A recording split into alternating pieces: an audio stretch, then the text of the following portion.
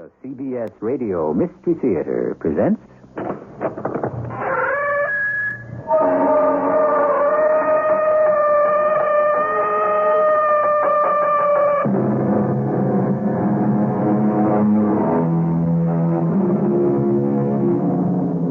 Come in.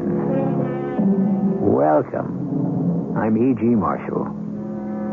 Fate, the power of fate, is today's story. Who can control his fate? Cried Othello the Moor. And that cry still resounds today. The twist of fate, we say. Bad luck, ill fortune. Or it's all in the lap of the gods. Many of us believe our lives are preordained. Does man really have a chance to stop destiny? Mr. John Agar. That's right. Detective Brennan, Toledo Police. Mr. Agar, did you spend last night at the Canes Falls Hotel? Yes, I did. Which room did you occupy? The first floor, end of the hall. Did you know who occupied the room next to yours? No, I didn't know anyone there. Are you sure? Please be careful in your answer. What's this all about? Why are you here? I'm investigating a murder.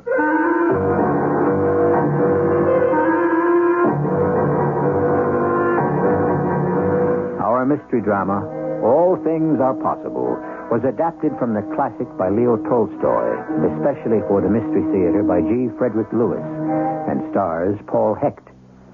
It is sponsored in part by Buick Motor Division and Sign-Off, the sinus medicines. I'll be back shortly with Act One.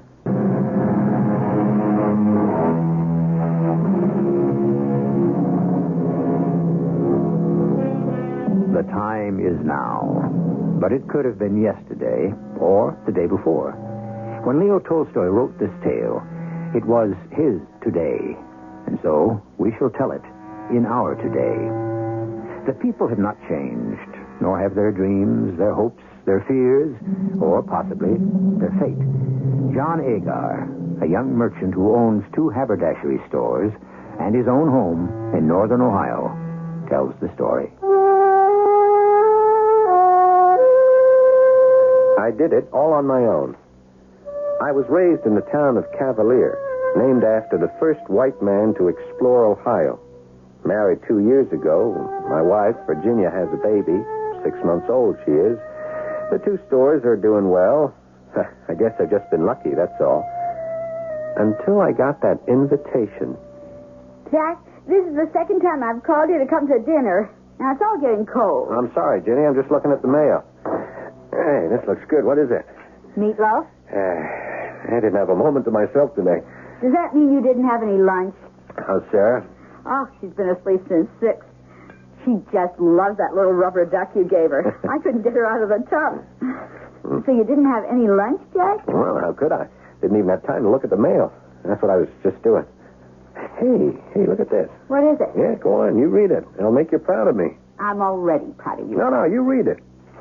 On behalf of the menswear fashion industry, because of your outstanding sales record, you have been selected to represent the retail trade of the Lake Erie region at the annual menswear convention in Toledo. Isn't that nice? Nice, Ginny. It's an honor. It's a lucky break. Do you really think luck had anything to do with it? Sounds like common sense to me. More like dollars and cents. Both our stores, Ginny, High Fashion 1 and High Fashion 2, are in great shape. How long will you be gone? A couple of days, I guess. Let's see. When does it start? Friday the 13th. Hey, that's the day after tomorrow. Wow, I got a lot to do before that. Friday the 13th. You've got to be kidding. Oh, that's what it says here, this Friday. But the 13th. Oh, come on, Ginny. You're not superstitious, are you? This is almost the 21st century. You don't believe in all that spook and fate stuff. Oh, I guess I don't really. It just seems strange. Oh, it's only a little trip to Toledo for a few days. What can happen? I know I'm being silly, Jack. Forgive me and finish your dinner.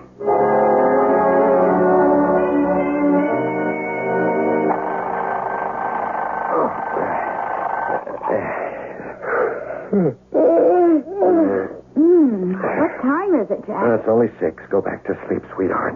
Why are you getting up so early? Well, I was thinking last night this would be a good chance for me to stop off and see my folks.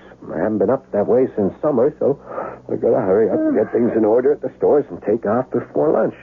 You're leaving today? Yeah, well, what's the matter with you, honey? I mean, are you still asleep? I told you I was. Maybe I'll spend the night with Mom and Dad. Maybe I'll hit the road and make Toledo tonight. Gives me a little time there before the convention starts to, shake a few hands, find out what's going on. Oh, Jack, don't go today. Wait till tomorrow. Why? Just don't go today, for my sake. You gotta give me a better reason than that. Well, I had a bad dream about you. You're afraid when I get to the big city, some beautiful high-fashion buyer will turn my head? Oh, I don't know what I'm afraid of. All I know is I had a bad dream. What was it? Well, I dreamt you came back from Toledo, and when you walked in the door, you were all stooped over like an old man, and your hair had turned white.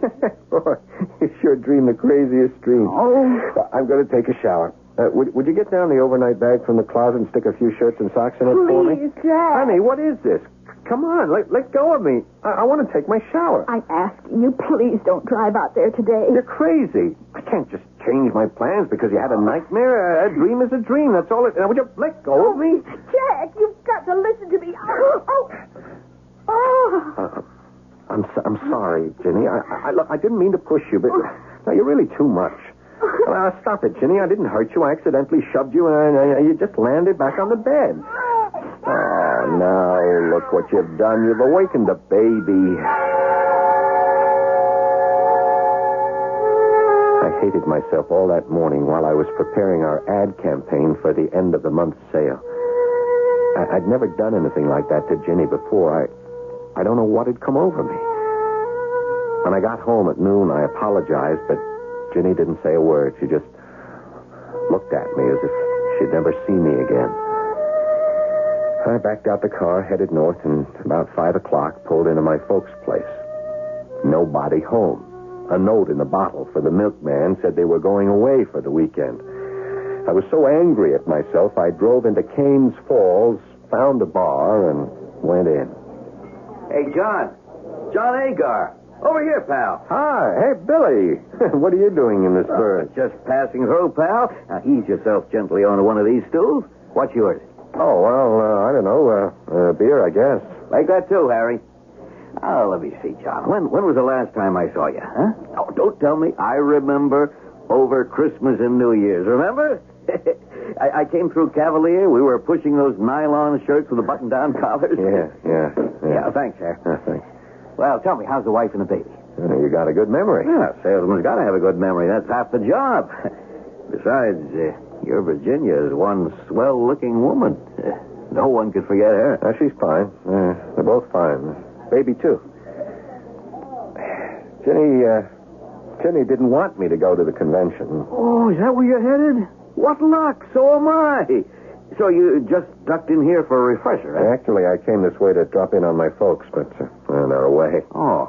Well, why don't you try the hotel? There's only one in town. I mean, it's not your fancy motel type of thing, but it's good for a night.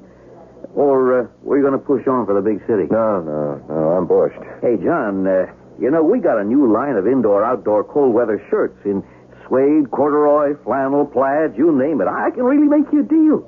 I got my samples at the hotel. Now, why don't we head back? You get yourself a room. It's just up the street here. And I'd like to show you my stuff. I couldn't shake that salesman. I got myself a room in the kind of a hotel that should have been torn down years ago, and finally, when I did get rid of Billy West, it was 11 o'clock. I tried calling Ginny, but no answer. I knew she was home all right, but she turned off the phone, so next morning I called her about 7. Jack, is that you? Yeah, I'm in Canes Falls, Ginny. Give my regards to your mom and dad. Oh, they're not here. I'm in a hotel. Such a flea bag. You wouldn't believe it. Darling, I'm sorry we quarreled yesterday. I miss you. Don't you worry.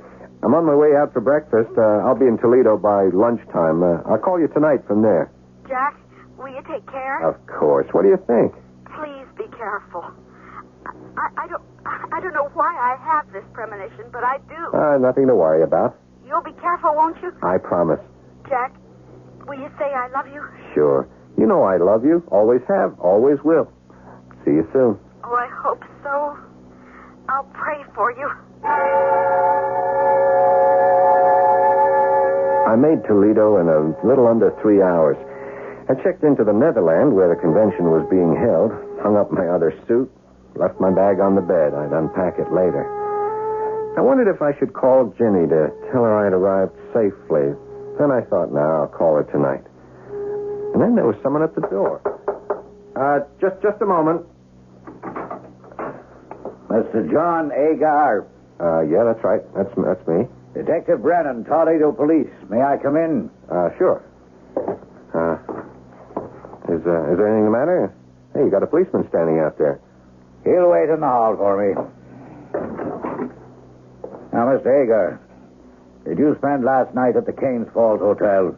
Yes, I did. Which room did you occupy? I was on the first floor at the end of the hall by the fire escape. I think it was the only one they had. Do you know who occupied the room next to you? No, I didn't know anybody there. Are you sure? Now, please be careful in your answer. This is a serious matter. I want the truth. Oh, wait. Yeah, I did meet a salesman I knew, Mr. West, Billy West, earlier in the day. We had some dinner, and then I went to his room to see some men's apparel he was selling. But I didn't see him after that. He must have been asleep when I checked out. What time was that? About 8 o'clock this morning. I packed, had breakfast, and then I came back up to my room to pick up my bag and my suit. Do you always check out that early? Well, I wanted to get an early start. Say, what is all this? We had some information wired to us that you spent quite some time yesterday in a bar and later at the hotel with Mr. West. Yeah, I did. I'm not denying that, but why all these questions if I were a thief or I don't know what? Look, I'm here in Toledo for the convention. Billy will be showing up here, too. I'm afraid not, Mr. Agar. Mr. West was found this morning in his hotel room with his throat cut. Good Lord. That's awful. I'm afraid I'll have to ask you to look through your bag. Sure. Go right ahead. I haven't unpacked it yet. Here, it's not locked. I'll open it for you. I don't know what you're looking for. Well, help yourself. Thank you. Yeah. What's this? What? It's a knife. I never saw that before. There appear to be some fresh stains on it, maybe blood. And on a handkerchief wrapped around the handle. I don't understand. My suitcase... I had better warn you, Mr. Agar, that anything you say may be held in evidence against you. But I just don't understand what a knife would be doing in my bag. I'd like you to accompany us to police headquarters. This is like a nightmare. I'm dreaming all this. I've got to be. It's like a nightmare. It is truly happening to you. You remember, we introduced today's mystery drama with a few words about the power of fate. Now we ask, what web is being spun around our young husband? What's in store for him? We shall find out whether the black ace of spades is in the cards for John Agar when I return shortly with Act 2.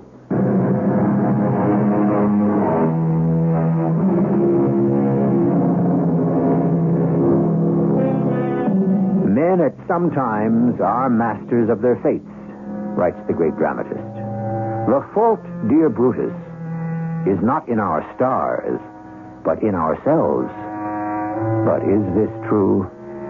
Young up-and-coming John Agar, a guest of honor at a business convention, has been suddenly held for questioning on suspicion of murder. How could this be young John's fault?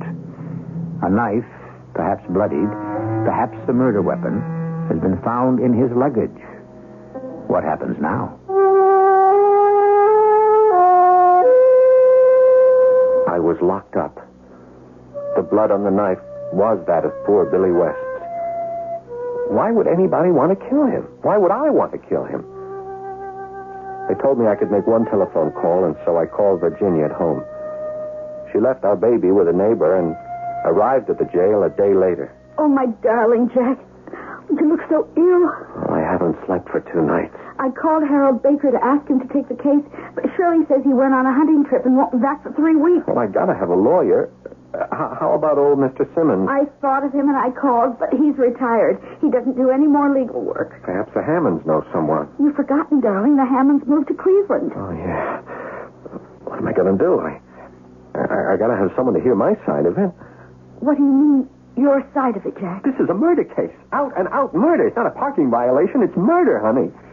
Well, is it true what they told me? It was Billy West? It's all circumstantial. Somebody killed him and put the knife in my bag. Why implicate me? I don't know.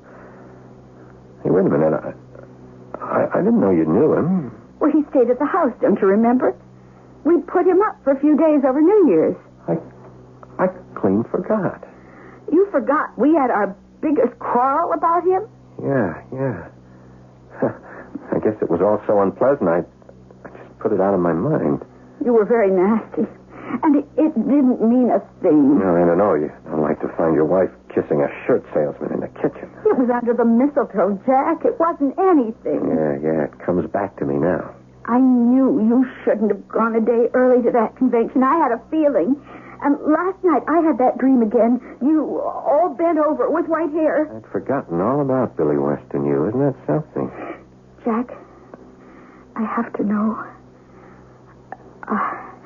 Did you... Did I kill him? Ginny, is that what you were going to say? No. I think you better go now. The guard's looking at his watch anyway. My visiting time is probably up. Well, what are you going to do about a lawyer? I guess the court will appoint someone. That's what they usually do when you don't have your own. Goodbye, Ginny. Take care, Sarah. You want me to go now? Well, it's no use in you staying on in Toledo. Better go back home. Don't you want me here for the trial and everything? What? No. I'd rather you were home with a baby.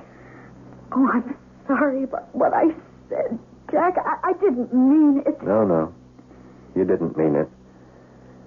That's exactly what you said when I found you and him in the kitchen. I wish you wouldn't bring that up again. I'd had too much wine. That's all it was. Yeah. Take care, Jenny. Oh, I hate to leave you here like this. Well, there's nothing much you can do.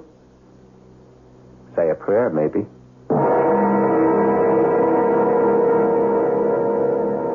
The next weeks were a jumble of events. Drunks in the cell next to me and visits from a very young, pink-faced lawyer the court had appointed. He was very nervous. Mine was his first big case. I'll get you off with life, he said. I think that's the best we can hope for. But I'm innocent, I told him. Somebody planted that knife on me. And they found out your wife was having an affair with Billy West. Used to go visit him in Cincinnati. But that's not possible. That's not true. Ask her. They've got witnesses, he says. They've built up an awfully strong case against you. But a man doesn't murder for those reasons. Not me. Life is sacred to me. Murder is a sin against the Almighty. John Agar, you have been found guilty of murder in the first degree. You are hereby sentenced to life imprisonment in the Ohio State Penitentiary.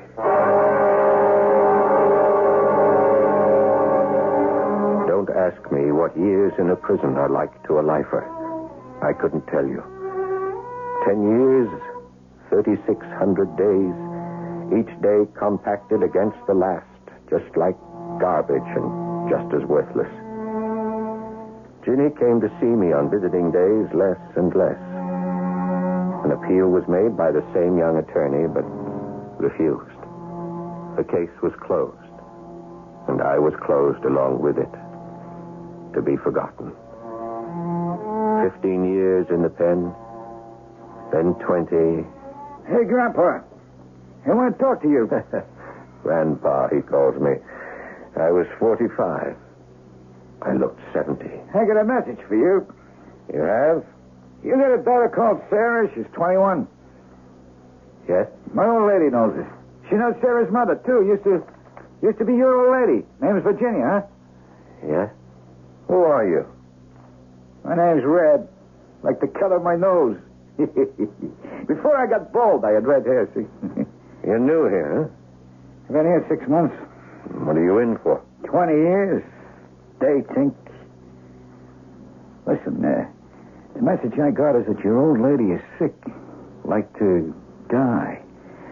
If you got any drag with the warden, maybe he'll let you out to see her. Ginny? Ginny is dying? Well, pass it along for what it's worth. do you a favor, Grandpa? Maybe someday you do me one, huh?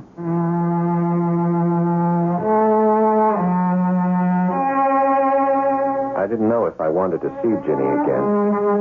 I didn't know if she wanted to see me. Like I did every night, I prayed to God. For over 20 years, I'd been believing in him, asking him to find the real murderer and set me free. But what could I do, Lord, about Ginny? The next day, I knew. The warden gave me a week of liberty. Who is it? Ginny? It's me. John. Oh. What are you doing here? Are you out of prison? Ginny, how are you? I can't see you so well. My eyes went bad on me.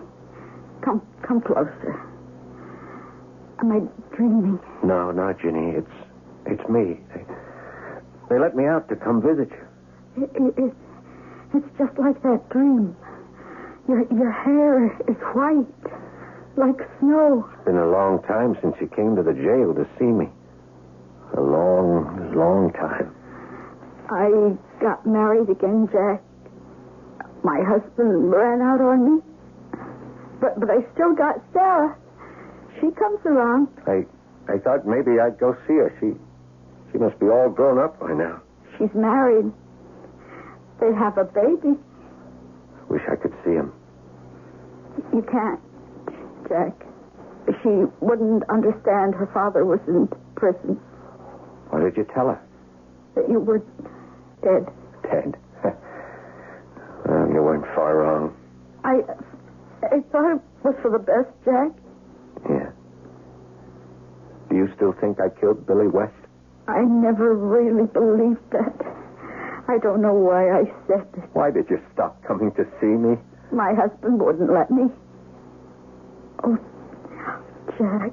Oh, I'm glad you're here. Your voice is just the same. But you don't look the same. I'm not the same, Ginny. Do you forgive me? Oh, yeah. Yeah, I do. It was hard for me when you stopped coming to see me, stopped bringing Sarah, but I understand. Oh, that's good. Stay beside me and keep talking. I'll just close my eyes. I'm so tired. Oh, your hair is so white. Now, you lie quiet. Don't you strain yourself. Let me see what to tell you. Hey, I was talking to a fellow the other day, and he told me that our state flower, the Ohio state flower, is a red carnation. Isn't that a pretty flower? I love carnations. Yeah. They smell like cinnamon. And best of all, I bet you can't guess this one, Ginny. What's our motto? Motto. Yeah, the motto of Ohio. With God, all things are possible. How about that? Do you hear me, Ginny? Maybe your husband will come back if you believe that. All things are possible. Ginny? Ginny? Oh, Ginny. Don't leave me. Don't leave me.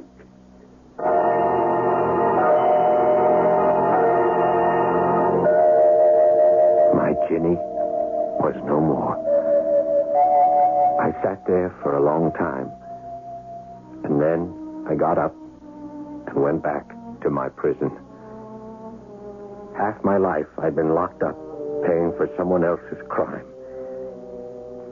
That night, before going to bed, I prayed again to God and asked him what was the meaning of my wasted life. What was I here on earth to do? In the morning, I remembered I'd been dreaming of sitting in my own house in Cavalier, in the kitchen, eating meatloaf with Ginny and baby Sarah laughing to herself in her crib. the prison was getting more crowded by now, so they moved me into another cell. Well, look who's come to share my suite. Grandpa himself. Hello, Red. This is my bed. That's yours. Thanks. Hey, I heard about your wife. My old lady came yesterday and told me. I'm sorry. That's bad luck. Hey, you want a piece of chocolate cake? My old lady baked it. No. Thanks, Red. Sure, I get you. You don't feel much like celebrating. But I tell you something, Grandpa, I'm celebrating. Just because I got 20 years hanging on me don't mean I aim to be here that long. And you're going to help me. What do you want? I want out. Oh, you teeth. Yeah, they all do. But I'm really innocent. Yes, but I'm not the man to persuade. You should have convinced the jury. Look, I mean, the money was mine by rights. I was cheated out of it. I only stole it to get it back. You got 20 years for that? If you're a 3-time loser. Yeah, I've done other things which nobody knows about. Anyway, I won't be here that long. Why do you tell me? I need your help, Grandpa. What can I do? Look, watch this. I lift off my mattress. I take apart the frame. You see? I put this together. And there you are. A shovel. I work in the laundry, see? And there's a place in the back where no one comes. I've been digging my way out. Every day I fill up my pockets and shoes with the dirt I dig out, and I dump it in the yard when no one's looking. I've been making me a tunnel. And it's pretty long already. They'll catch you. No, they won't. Because, see, I got you. And I trust you. But I'm not going to help you. Oh, yes, you are, Grandpa, just by keeping quiet. That's all the help I want. You won't want to cross me. A shovel ain't the only thing I make out of a bed. Look at this. Feel that edge. It's a nice, sharp shiv. Me and knives are old friends.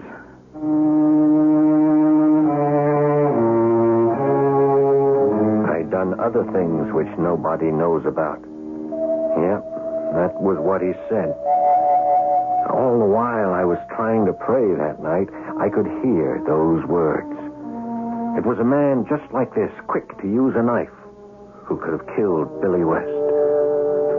God wouldn't turn his back on me like that, make me share a tiny cell with the same man who had choked off my freedom and my life. They say fortune and fate share the same wheel and are born and die in the same bed. John Agar, who for 24 years has served time for someone else, now suspects the man in the cell with him is the very man who wronged him. If it is so, if it is not so, we shall find out when I return shortly with Act 3.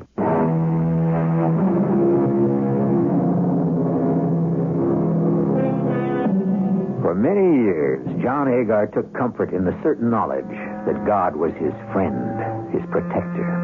He believed with all the sincerity of his soul that somehow, somewhere in his early days, he must have sinned sufficiently for God to take away his freedom. But surely by now, he's been punished enough. Why now is he being tortured so with these horrible suspicions? It affects his days, it haunts his nights. Let me go. Let me go. I don't know anything about it. It's not mine. Hey. It's not mine. Hey. Somebody put it there. What's the matter, Grandpa? Where am I? Oh, wake up. Where am I? It's you. It's you. Yeah. You ain't been sleeping too good since you moved in with me. That's nothing. It's a dream. That's all a bad dream. Yeah, like what? I don't know. What do you mean you don't know? You've just been screaming your head off. Yeah. I live here, too, you know. They were... I was being held for something I didn't do. So what was there something? My wife, Virginia, my wife, I was in a hotel where I'd been before a long time ago, and I opened the door, and she was lying there, dead, killed. They said I did it. Somebody... Listen, Grandpa. And my daughter, Sarah, she was a grown-up woman, and she looked at me and ran away. Grandpa, your trouble is you got too much conscience. Oh, what time is it? Listen to me. I know all about what they say, about how you killed someone. I heard about that. And how you say you didn't. Okay, take it from me. Don't let it get to you. You'll get stir-crazy. Huh? Oh, the time. Still dark. Now, how about you and me trying to catch some more sleep? Yeah, I'm sorry I woke you, Red. Oh, you didn't wake me. I've been lying here thinking, planning. They'll never catch me again. You don't think a person ought to pay for their crimes? No, I don't. Do you think you should have spent most of your life here in the pen? There could only be one reason. I must have deserved it. It was God's will. God's will, nothing. I made my plans without him. Listen, I told my old lady to sell out and move to this old hotel that I know about, to take a room under another name, and I'd meet her there. It's a crummy old joint in Canes Falls. I was there years ago. Did you say Canes Falls? Yeah. Nobody will ever look for me there.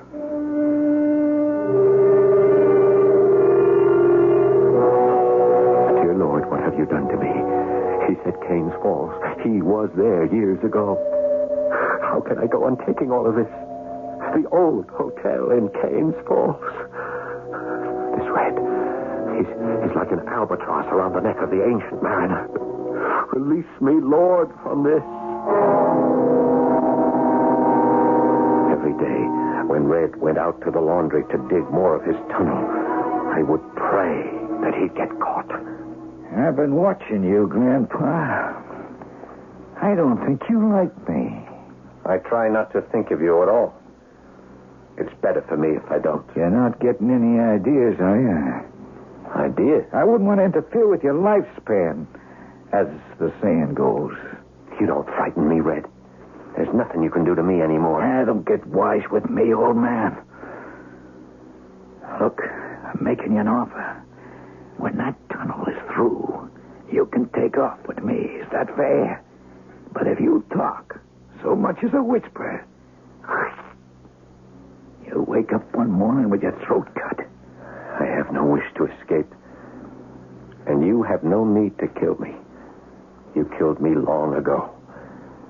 As for informing on you, maybe I will. Maybe I won't. As God tells me.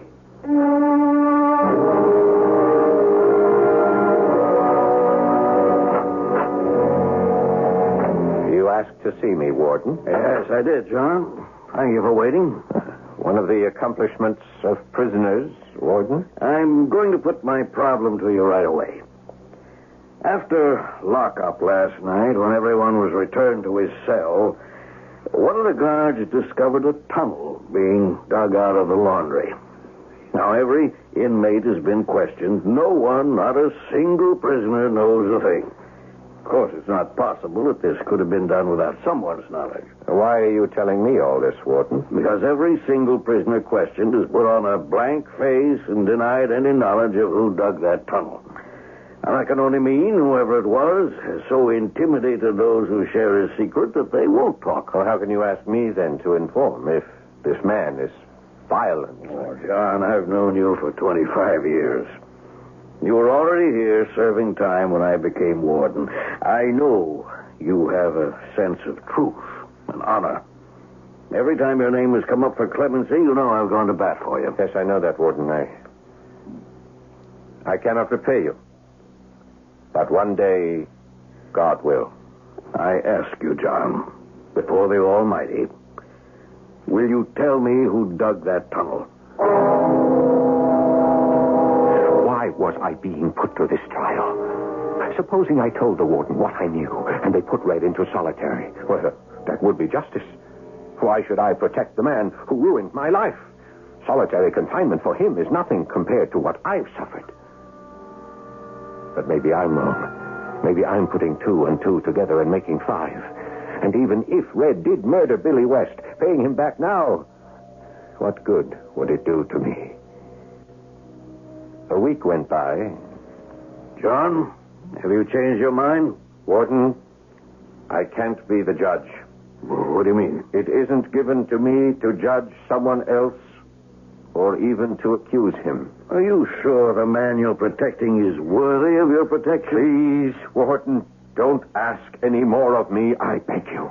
Well, the only conclusion I can draw is that you were an accomplice. And as an accomplice, I have no alternative but to place you in solitary. What? Me? In solitary? Good Lord.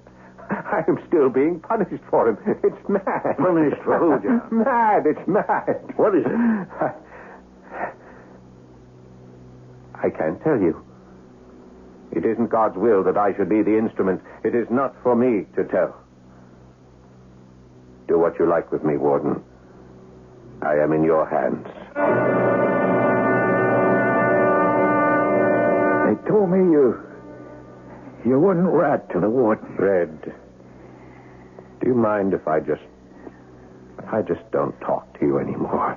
The words seem to stick in my throat.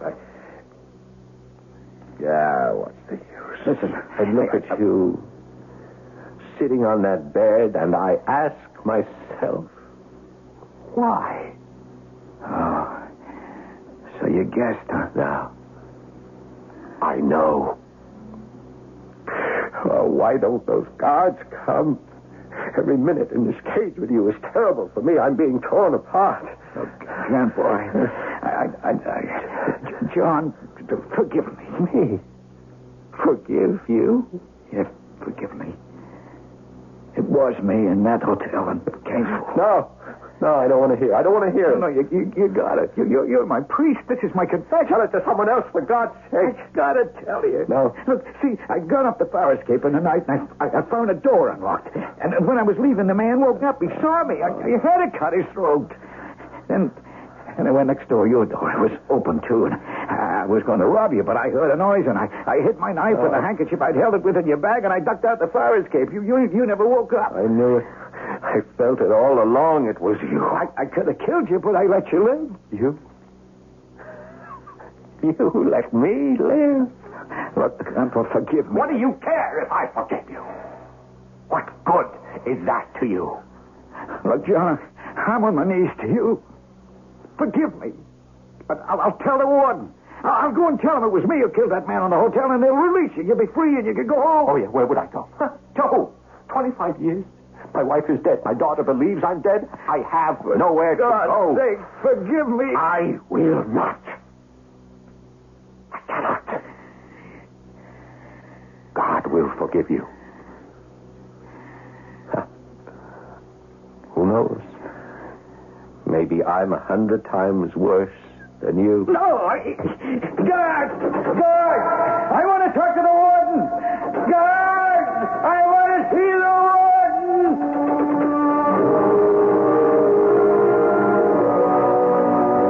I can hear myself telling Red it was not up to me to judge or forgive him, and I can feel what I felt as I was saying those words.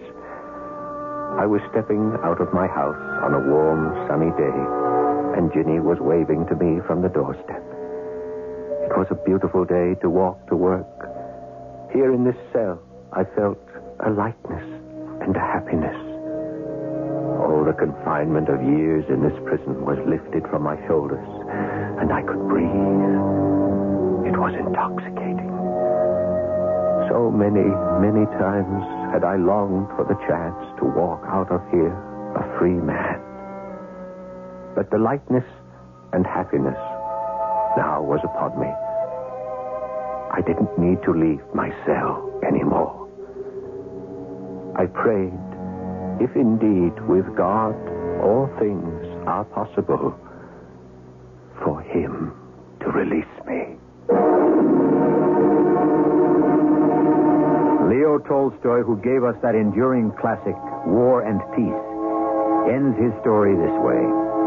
The man we had called Red, the criminal, confessed his guilt.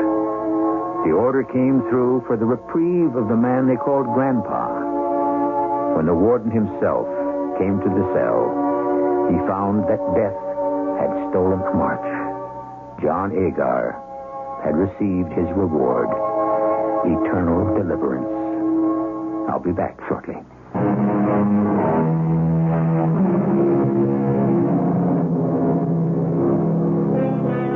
A few words about that genius Leo Tolstoy, whose story, God Sees the Truth But Waits, inspired our dramatization. One of Tolstoy's beliefs, one that is reflected in many of his works, is that death is the glorious completion of life. That fear of death is a superstition. That belief in God is inevitable. And the hand fate deals you is always for the best. Our cast included Paul Hecht, Martha Greenhouse, Ian Martin, and William Griffis. The entire production was under the direction of Hyman Brown. This is E.G. Marshall inviting you to return to our Mystery Theater for another adventure in the macabre. Until next time, pleasant dreams.